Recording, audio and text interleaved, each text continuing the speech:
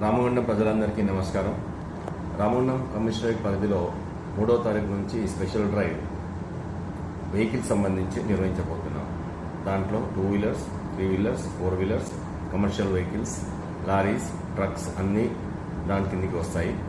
దీంట్లో భాగంగా 3వ తారీఖు వరకు ప్రజలకు మేము విజ్ఞప్తి చేస్తున్నది ఏంటంటే, ఈ నంబర్ ప్లేట్స్ గురించి కానీ, రిజిస్ట్రేషన్ కాగితాల గురించి కానీ మీరు ఎక్కడ ఎలాంటి అవకతవకలు లేకుండా రూల్స్ అన్నింటినీ అధిగమించకుండా పాటించాలని కోరుతున్నాము. దాంట్లో భాగంగా మాకు నోటీస్కి వచ్చింది ఏంటంటే, కొంతమంది నంబర్ ప్లేట్ ఉన్నా కానీ దాన్ని ట్యాంపర్ చేస్తున్నారు.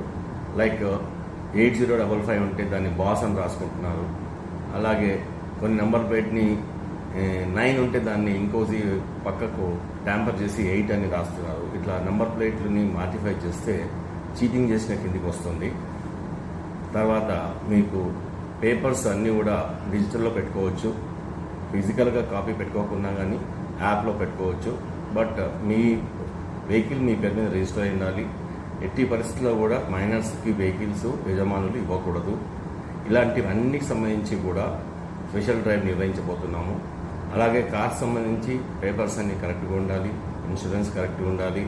దాని తర్వాత వాటికి ఎక్స్ట్రా ఫిట్టింగ్స్ అనేది ఆర్టీఓ అప్రూవల్ లేకుండా చేయకూడదు, మోడిఫికేషన్స్ చేయకూడదు. అలాగే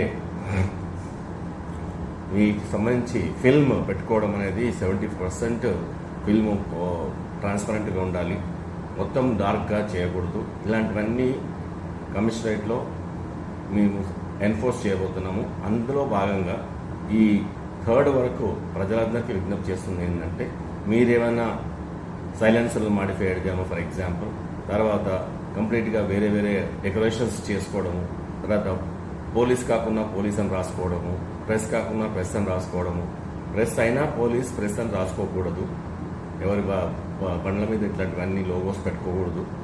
సో ఇలాంటివన్నీ చేయకుండా ఉండడానికి మీకు అందరికీ ఈ 3వ తారీఖు వరకు టైం ఇస్తున్నాము.